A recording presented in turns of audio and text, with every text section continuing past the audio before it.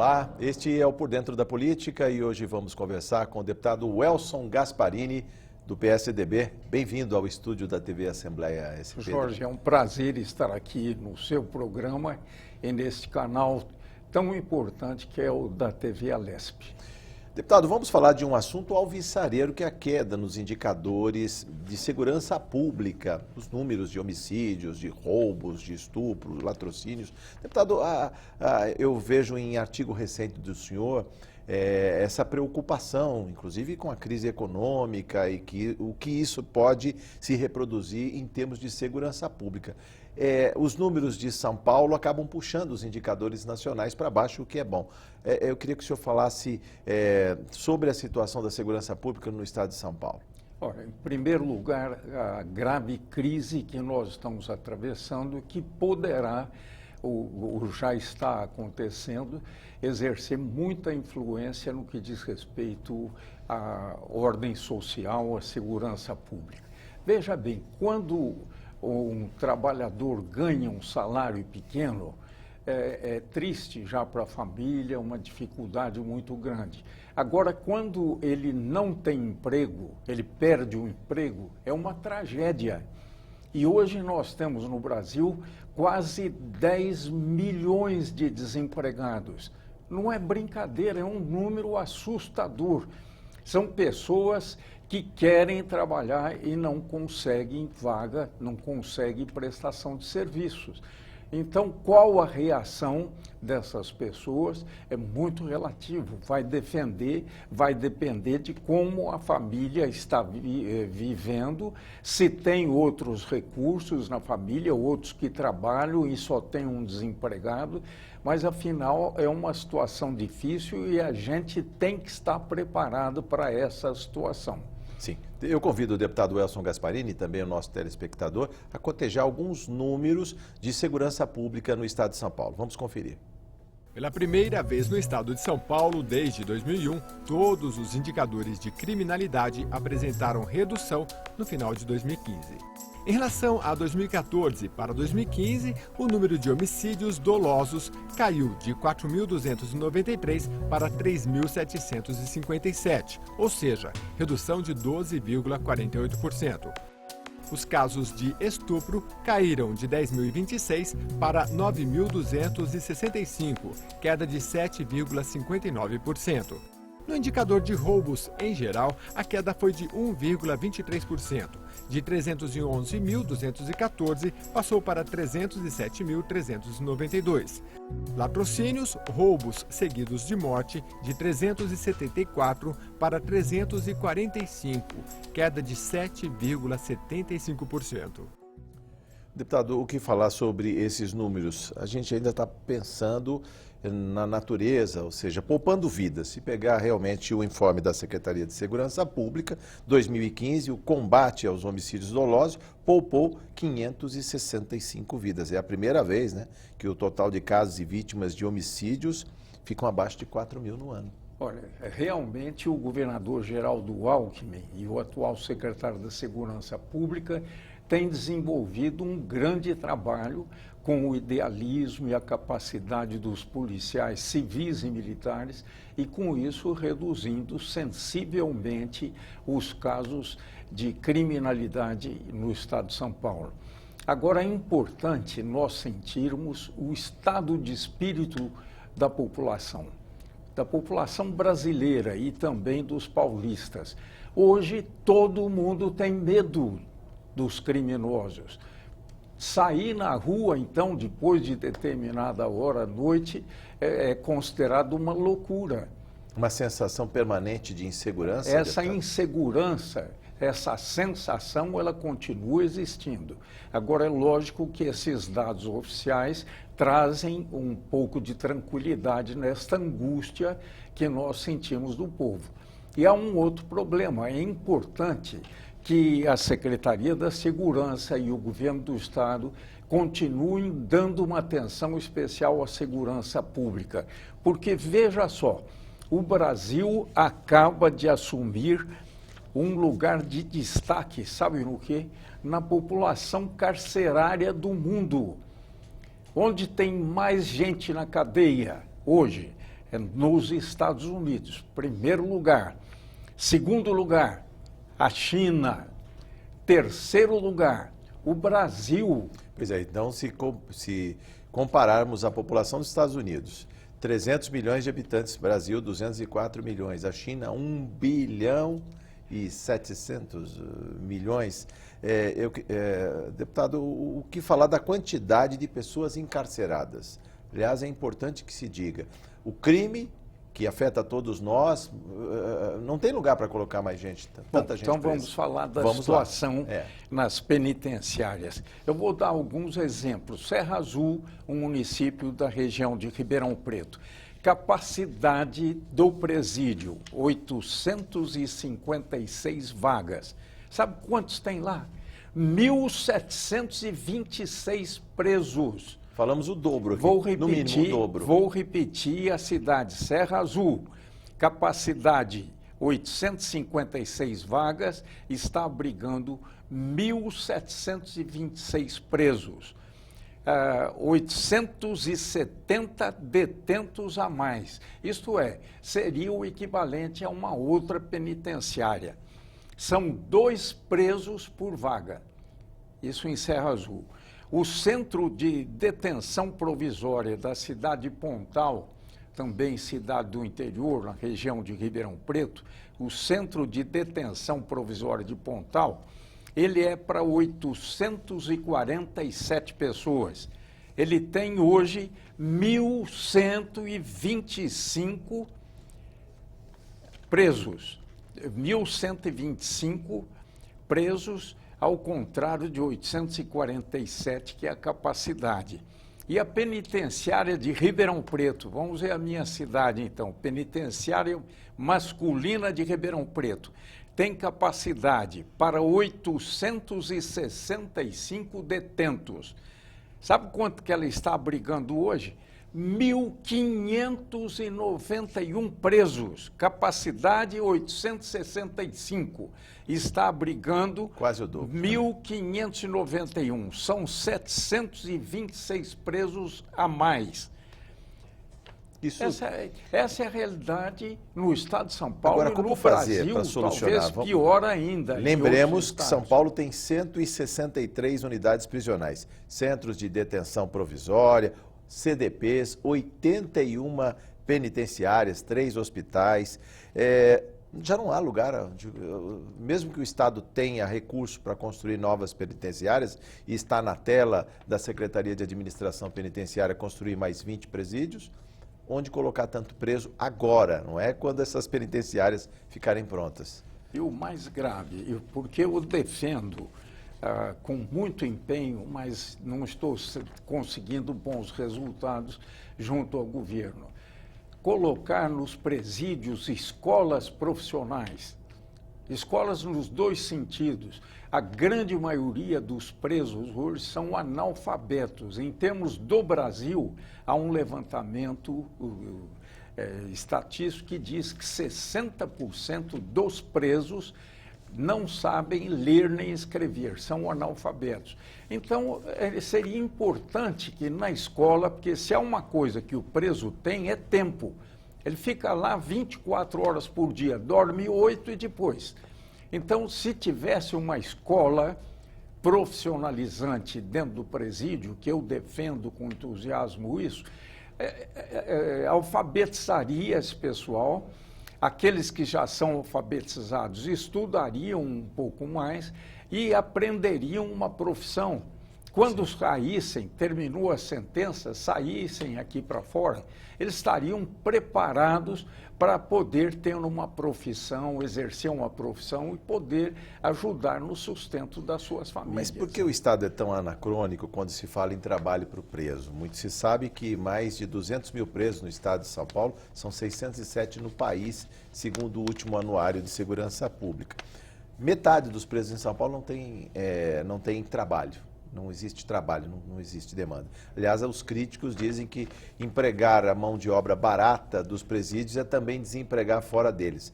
E há um outro argumento também, que o senhor tocou aqui, o senhor só raspou, deputado, eu quero a sua reflexão sobre isso, que é o fato de um preso, por exemplo, costurar bolas. E quando ele sai do presídio, não existem fábricas de bolas. Pelo menos no Brasil, elas vêm da Tailândia, onde é mais barato produzir. De que adianta ele aprender uma profissão que ele não vai ter espaço no mercado de trabalho? Ele Por isso é que precisa selecionar qual escola profissionalizante, qual profissão que eles vão ensinar. Sim. Isso é muito importante. E verificar na região onde está a família A vocação dele, ali, né? quais são as atividades profissionais que são desenvolvidas ali. Sim. Agora que ele tira o trabalho de um outro, a vida é isso aí, infelizmente. Então, quem trabalhar melhor é que vai ter a vaga numa determinada empresa, né? Sim. Deputado, sobre o orçamento para a segurança pública, são 20 bilhões executáveis este ano 2016, mais 4 bilhões para a Secretaria de Administração Penitenciária. Se juntarmos, é o segundo orçamento, só perde para a educação. Mas como distribuir bem esses recursos de maneira tal que o cidadão tenha a sensação de segurança ao sair de casa com seu carro para trabalhar, para estudar, e ao mesmo tempo não drenar os recursos da sociedade, com preso, procurando bandido na rua, quer dizer, como fazer, digamos, essa máquina girar de maneira tal que os recursos sejam otimizados por parte do Estado e, ao mesmo tempo, o cidadão que é a ponta que está ali do outro lado pagando os impostos, cidadão e contribuinte, ele fique satisfeito com a segurança pública. A última pesquisa de opinião pública, a pergunta era o seguinte: na sua opinião, qual o maior problema que nós temos hoje no país? Né? Sempre foi educação, saúde. Sim. Sabe qual é o primeiro lugar agora? Segurança pública. Por isso é que eu disse, o medo tomou Isso é uma conta. chaga nacional? Você pode impressionante, falar? É impressionante. Então, o que é preciso? Ninguém está falando que deve tirar dinheiro da educação, da saúde para ir para a segurança pública. Sim. Mas é um setor que precisa também de recursos financeiros. Sim. Então, por exemplo, a Polícia Militar, a gente tem informação de que hoje o contingente da Polícia Militar é menor do que de 10 anos atrás. Na Polícia Civil também, existem muitos claros. A mesma coisa. Muitos claros. E agora um outro resultado que eu quero dar para vocês, isso é importante também para a gente entender a gravidade do sistema penitenciário brasileiro. O estudo Novo Diagnóstico de Pessoas Presas no Brasil revela que existem, veja bem, 373.991 mandados de prisão abertos. Isso a serem cumpridos. Fulano de tal já está condenado e a polícia tem que pegar, prender e levar para o presídio. Que presídio. Aí que entra a história agora. Se fossem presos, e teriam que ser presos, porque eles cometeram crimes e já houve o julgamento. Sim. Quase 400 mil. Então, no Brasil, o número de presos chegaria a 1.089.646 presos. Metade da população carcerária americana. O déficit de vagas, 732 mil vagas. Não tem onde botar esse pessoal. Então, veja, aqui é que entra. Nós temos que acabar com a fábrica de bandidos. É um pensamento que eu tenho. Como é que a gente faz isso? Então, a gente já está aprendendo demais, deputado. Ou seja, mesmo com essa quantidade, essa população carcerária superior a 600 mil no Brasil, um terço seguramente aqui no estado de São Paulo, são mais de 200 mil presos. Mesmo assim, a criminalidade está aí. Os roubos a banco, caixas eletrônicos explodidos, praticamente todos os dias. Uma informação e mais, a gente falou nos números aí, 300 mil furtos, roubos, 300 mil. Assassinatos. 300 mil furtos e roubos. O crime patrimonial deixa uma marca muito forte no trabalhador. Imagina, a pessoa tem um celular que ele está pagando em 10 parcelas, roubado, ele não pagou a segunda, já tem que pagar aquele e comprar um outro. Isso tem um peso muito grande. Agora, é importante, a polícia tem que cumprir a sua parte, o judiciário também, o sistema penitenciário também, mas eu disse uma frase que eu acho muito importante: é preciso acabar com a fábrica de bandidos. Como é que surge o bandido? Em primeiro lugar, se você perguntar a esses presos, a quem roubou, a quem matou, do que ele acredita? Quais são os valores éticos, morais e espirituais que ele tem? Não tem nenhum. Ele nem vai saber explicar o que é isso. Então, o resultado para ele, a lei é levar vantagem. Essa é a lei de todos os marginais. Então, se nós queremos realmente acabar com essa fábrica de bandidos, vamos dar às crianças de hoje essa formação moral, ética, espiritual, que a criança possa crescer e que não precise vir um policial e prender por um ato errado. Sim. Quando estiver esta pessoa quase indo para o crime, um fiscal que existe dentro dele, que é esta formação que ele recebeu, moral, espiritual, ética, vai impedir que ele faça um erro, né? Um Sim. crime, seja um roubo, seja assassinar uma pessoa. Ele não vai fazer por quê? Não é porque tem polícia, é porque ele tem um policial dentro dele. A consciência dele não deixa ele praticar esse crime. Agora eu pergunto, as nossas escolas estão mal ensinando português e aritmética. Será que esses valores de vida estão sendo ensinados? Nas famílias estão ensinando esses valores? Ou o pai trabalha, a mãe trabalha, chegam cansados em casa, nem conversam com os filhos? E se eximem da educação desses filhos, eles jogam na conta do Estado, ignorando, inclusive, o papel deles, porque está na Constituição que a família também é copartícipe na educação dos filhos, né? E não só o Estado, né? Não se pode delegar, né? E a escola também. Agora, se você conversar na escola, eles vão dizer, não, educar é obrigação dos pais. A nossa obrigação aqui é ensinar português, aritmética, ciência. E nesse jogo de empurra, a gente está deformando os cidadãos. E ética da pessoa. Né? Olha, sobre uma possível reforma da segurança pública defendida, eu vou até cotejar com o deputado aqui, um texto do Antônio Anastasia, ex-governador de Minas, senador do seu partido PSDB de Minas Gerais. Ele fala de rever a legislação penal para erradicar a impunidade e aumentar os níveis de segurança no país. Mas isso ele diz que tem que ser coordenado pelo governo federal, que precisa de liderança, diálogo e apoio. A atuação parlamentar, tão somente, não consegue mobilizar os agentes necessários para a discussão e aprovação de tema tão controverso. É difícil. No parlamento se fala muito, mas pouco se movimenta essa máquina. Um dos grandes problemas no Brasil é que o povo não reage.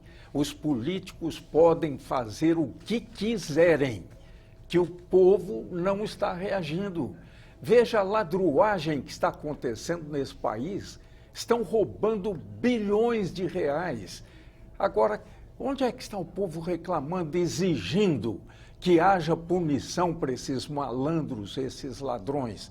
Então, fica nas mãos dos políticos fazerem leis e exigirem procedimentos dos governantes, que são políticos, que tomem providência. Mas aquele processo do mensalão, Jorge, ou quando roubaram milhões de reais, demorou 12 anos na justiça para chegar ao final, para dizer quem era culpado ou quem era inocente. É até triste falar, mas muitos inocentes ficaram 12 anos como se fossem malandros. E os malandros sorriram durante 12 anos, quando então veio a punição. Mas o assunto de hoje não é corrupção. Aliás, tema que o deputado, vez por outra, traz à tribuna desta Casa de Leis. Mas ainda voltando à questão da segurança pública, quando se fala no indicador aqui em São Paulo de homicídios, 8,73% em 2015 por grupo de 100 mil habitantes, lembrando que a taxa brasileira é 25,17%, ou seja, São Paulo está puxando o indicador para baixo, é um indicador de país civilizado, vamos dizer assim, que o país, no caso, o estado de São Paulo comparado a alguma nação, algum país. É um número alvissareiro, como manter em queda esses números de homicídios no estado? Sem dúvida alguma, esses dados que foram divulgados demonstram a capacidade do governo, Sim. a capacidade da Secretaria da Segurança em realizar um trabalho que reduz as estatísticas criminais no estado de São Paulo.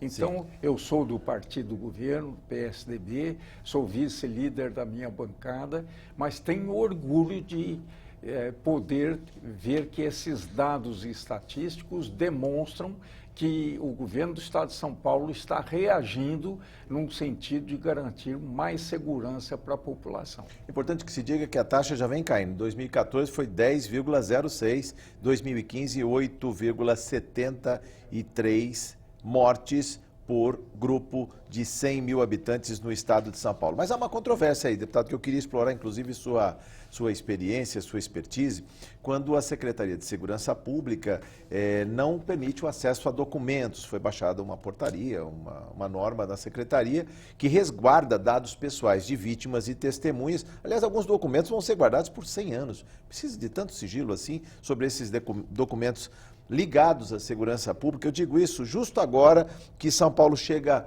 a um patamar de nação civilizada em termos de homicídios, há o trancamento total dessas informações. Por que isso, deputado? Olha, eu também estranho, principalmente esse prazo de 100 anos, não entendi até agora também. Mas o que eu gostaria de confirmar é que existem alguns aspectos da administração nesta área da segurança que são realmente têm uma necessidade de ser sigiloso, porque se contar, por exemplo, todos os números de policiais que nós temos, onde eles estão trabalhando e outras coisas, os marginais vão adorar. Segundo nota da Secretaria, ficam resguardados os dados pessoais de vítimas e de testemunhas. Só se divulga a natureza do crime, o local e o número do boletim de ocorrência, deputado. E normalmente no Poder Judiciário tudo isso será inclusive divulgado, porque nós vamos ter as testemunhas de defesa, de acusação, o que a polícia conseguiu realmente investigar, né? Sim. Agora, o importante é que seja bem selecionado esse material que deve ser sigiloso. Deputado, duas breves notas sobre notícias da sua região, Ribeirão Preto. 117 novas viaturas policiais para a região, foram 48 novas viaturas para a Polícia Civil, 69 para a Polícia Militar, nos 32 municípios pertencentes ao Comando de Policiamento do Interior. Olha, aquilo que eu disse anteriormente, o governo de São Paulo está fazendo realmente um trabalho muito bonito, dedicando verbas para a área da segurança pública, e a região de Ribeirão Preto foi muito beneficiada neste governo, não apenas agora com essas viaturas, mas durante todo o governo de Geraldo Alckmin, sem dúvida alguma, a região de Ribeirão Preto foi muito beneficiada. Bom, uma nota também breve sobre o projeto de lei número 300 de 2013, de autoria do deputado Elson Gasparini, que dispõe que o Estado vai oferecer assistência jurídica integral e gratuita aos policiais militares que, no exercício de suas funções, envolvam-se ou sejam implicados em caso que demandem a tutela jurídica. Passou, notícia em primeira mão, passou na Comissão de Finanças, Orçamento e Planejamento. Deputado, vamos falar. Eu fico muito contente. Eu tenho na família um policial militar. Ele já é aposentado, um dos meus irmãos, Coronel Ampélio Gasparini, e eu tenho a certeza ele honrou a Polícia Militar durante o período em que dirigiu, inclusive, a região de Ribeirão Preto, né? Mas o importante é que realmente essa reivindicação me foi feita por policiais que sofrem muitas vezes determinados processos e não têm a assistência jurídica necessária. É uma atividade muito difícil para ser desenvolvida pelo policial e ele precisa ter realmente esse amparo. E eu fico contente que a Comissão Técnica da Câmara de Finanças também aprovou essa minha iniciativa. Muito obrigado. Volte mais vezes à TV Assembleia SP. É sempre um prazer conversar com o senhor, deputado. Muito obrigado. Agradeço de coração e cumprimento respeitosamente também os telespectadores da TV Assembleia. Eu conversei com o deputado Elson Gasparini, do PSDB. Você ficou por dentro da política. Muito obrigado por sua audiência.